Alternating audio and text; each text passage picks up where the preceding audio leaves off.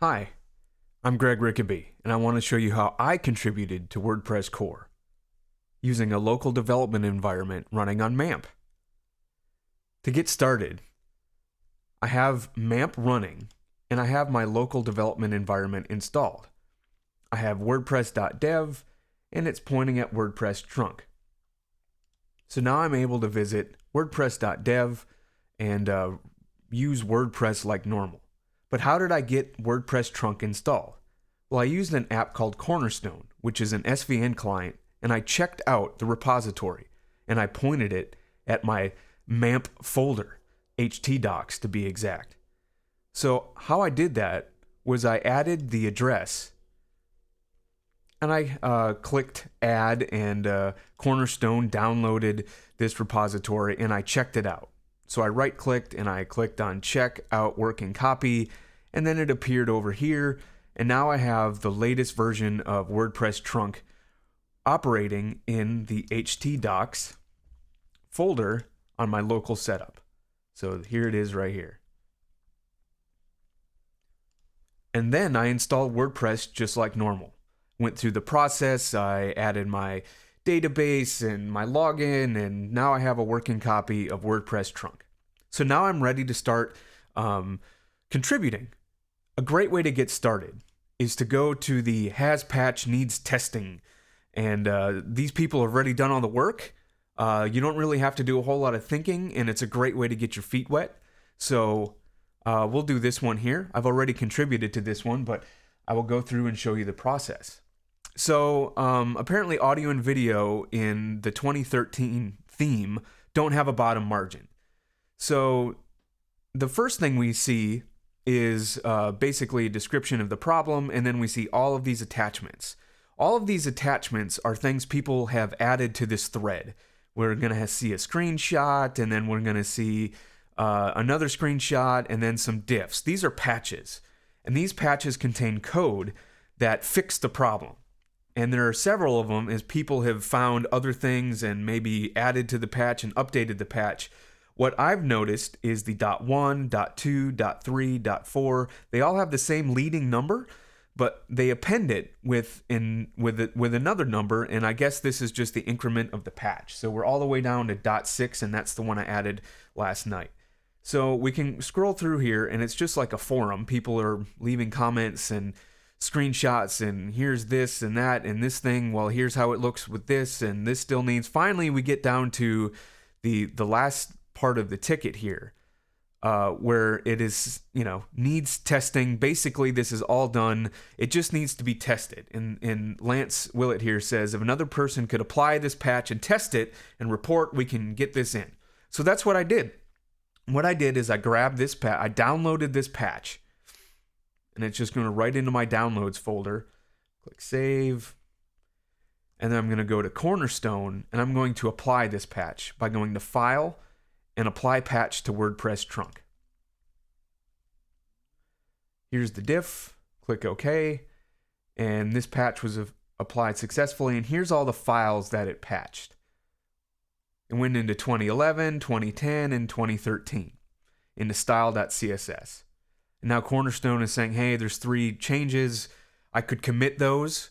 It's not going to do any good. I don't have commit access to WordPress Trac. So basically, there's no way to finalize these changes and upload them right to via SVN right to Trac, because I'm not allowed. I'm not a contributor.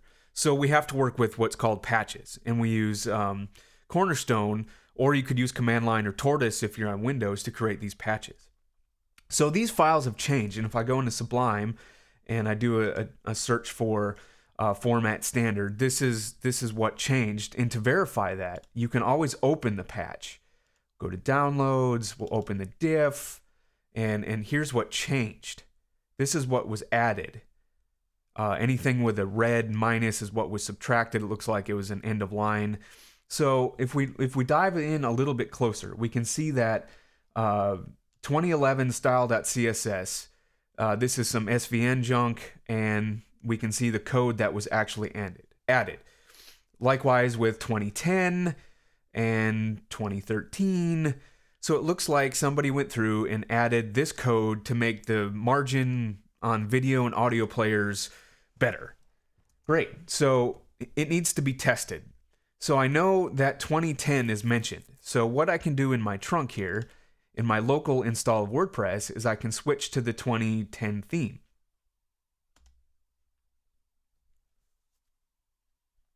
And then I can go look at it. We got to go find a video. I have the theme unit test, basically the approved sample content loaded here in my local. So I know that this is on page 3. The videos are, so I'm just going to skip right to it for brevity. And we see down here we have post format audio. Oh no, there's no margin here. I thought they fixed that. But we can see that WordPress TV in a YouTube video, there's plenty of margin on the bottom. However, for post format audio, there isn't a margin. So the patch isn't fully finished. This is why it needs to be tested. So what we're going to do is we're going to add some margin to the bottom of this and resubmit this patch. So I know that in 2010 and style.css that this code is basically where everything started. So what I can do is search for it, search for that format standard just so I don't have to scroll, and hit find, and here I am. Okay, so format standard WP audio shortcode, that's going to work on a regular post, but this isn't a standard format. This is a post format audio. So I can run inspector here and I can see that this is format audio, and this is the player. So let's inspect that really quick. And yep, WP audio shortcode, format audio. So this is really easy.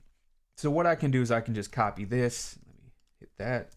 And I can change this to format audio.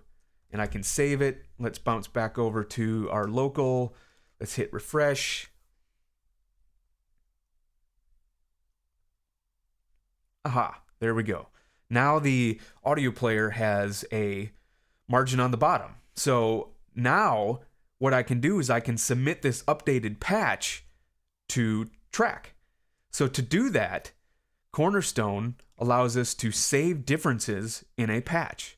So if I click on this, it's going to take my changes, and I'm going to name it the ticket number, 29146, and then this will be the 6th iteration of that, and I'm going to name it .diff. And I'll click save, and I can go back to Trac, and I can add an attachment. Because I'm signed in, I'm able to add an attachment. So I can click attach file, I can choose it, I'm going to say .6, and I'm going to say tested with 2010 was missing format audio. Looking good. And then I can click agree and upload. I won't because I did this last night. But once I mash that button, it's going to take me back to the ticket itself, and it'll show my .6, including my comment. And if you scroll down to the bottom, it'll show my comment and the attachment here in order, so that people who come in here afterwards can read this and say, oh, this is the latest patch, blah, blah, blah. That's how easy it is to contribute to the code. I would recommend you hit up these need patch tickets. There's also a link at the bottom here for, where is it? Good first bugs for new contributors. These are bugs that are, I guess, considered maybe great entry-level bugs. You can get started here. Read these if something, what I was doing was looking for more theme and design things, because that's my area of expertise, if you will. I don't know much about taxonomies and options and metas, but if you did, you could say, oh, I really know about the meta API, and you could click this and you could read about the ticket and get the history of it and see where everything's at and start contributing. I hope this helps. I know, thanks to Michael Beckwith for showing me a few of these tricks last night, and I was able to make this screencast so that maybe others won't be so nervous contributing to core. Thanks for watching.